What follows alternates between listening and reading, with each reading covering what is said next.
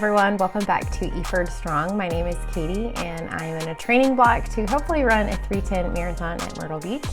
And this week I'm going to be recapping training weeks 5 and 6 and also get into a little bit of science, just a little bit, but just to talk about the data and the metrics that I like to track when I am training. So let's jump right in. Week 5 was a little bit of a mixed bag. It started with 2x2 miles at what was supposed to be half marathon pace, and I'll just tell you, it was a struggle that day. I didn't hit my targets and it was frustrating, but I just asked myself, what can I learn from this? I think maybe I had pushed it a little bit too hard in the long run the weekend before, and I just have to remind myself not every workout is going to go perfectly, and that is okay.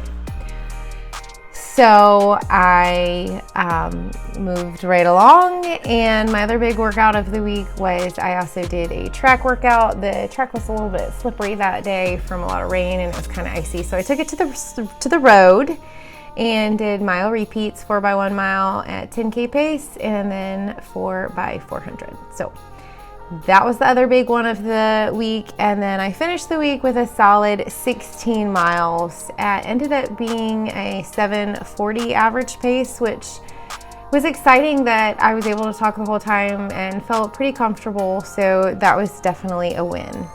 Week 6, I kicked off with one of my favorite runs. It is a fartlek. It's 3-1-1-1, so 3 minutes easy, 3 minutes hard, 1 minute easy, 1 minute hard, 1 minute easy.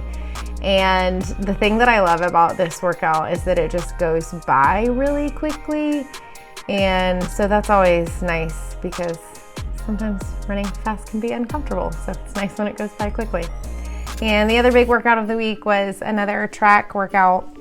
So that was 2x1200 followed by 4x800. And this weekend I did a double long run. So I have a few of those built into my training plan just to help the legs get used to running on tired legs. So the first day was a 15-mile run total. It was 3x3 miles at goal marathon pace. And I was really excited. I did this workout again a couple weeks earlier. I had done this workout, and this time I was able to hit all my targets, and it just felt a lot better. So it was encouraging to see that adaptations are happening. And then the next day I followed it up with a easy pace 10 miles. And as I've mentioned before, the week also included a couple swims, some easy running, a 2-hour bike ride, and then a 1-hour body pump class for strength. Now, let's talk about metrics a little bit. So as runners, a lot of us like to run by feel, and I do that a lot. And I honestly kind of used to be put off by too many gadgets and tracking too many things, and I just like to run because I like to run and just the freedom of it. But I will say that in recent years, I have discovered some tools that I have found have just been not only really fascinating to learn about, but also just helpful to provide a clearer picture of how my body is handling the training that I'm putting it under. So here are just a few of the things that I like to look at. The first one is heart rate.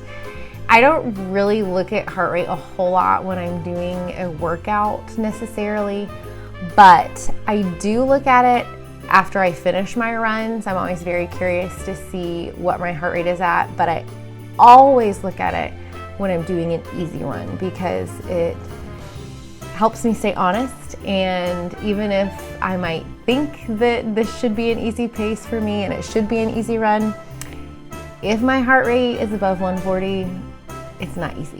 So I know I need to slow down and adjust. So definitely like to look at heart rate, especially on those easy runs, and then always after, just to kind of track and see, keeping in mind that obviously things like weather and hills, and there's different things that are going to affect it. But overall, I want to make sure that when I'm doing my easy runs, I'm keeping my heart rate low.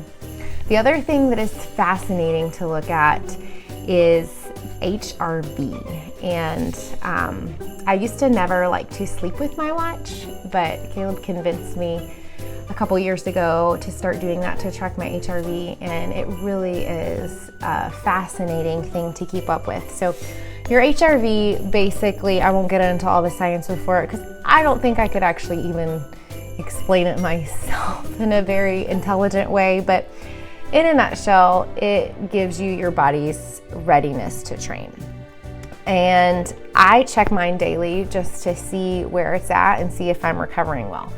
It can be lower if your body is tired, if you're not getting good sleep, if you're overtraining, alcohol. There's a lot of different things that can lower your HRV. And a higher number means that your body is ready to go and ready to absorb the training. So one thing to know is that everyone does have their own unique baseline range. And so Caleb and I have very similar levels of fitness, but his is totally different from mine. So I don't compare mine to his. I just track trends in my own. So I do look at my HRV and like sickness, that can cause it to be lower, all those things that I've mentioned. And I just kind of track that. And if it's getting to the lower range where it is unbalanced, then I probably shouldn't be trying to do a hard workout, and I need to give my body a chance to absorb the training.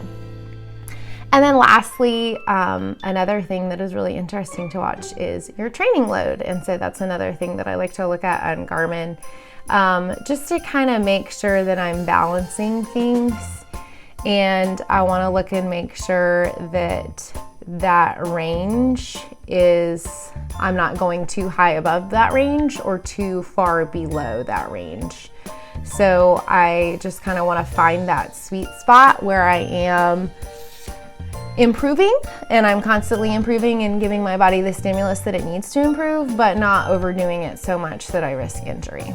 So all in all, metrics are just tools. They're there to help us. So I kind of try to look at all of them and just get a big picture, not focus on one thing too much. And as always, they don't replace listening to your body. So if your body says rest, you need to rest. But I do like to look at all of those different things just to kind of get a picture of how the training is going and how my body is adapting to what I am putting it through. So what about you? What metrics do you like to follow? Or do you prefer to just run by feel? Drop a comment below. I would love to hear from you. As always, thanks so much for watching and following along on this journey. If you have enjoyed the video, it would mean so much to us if you would give it a like, subscribe if you haven't done that already, share with a friend who also is chasing some big goals, and we will see you on the next one.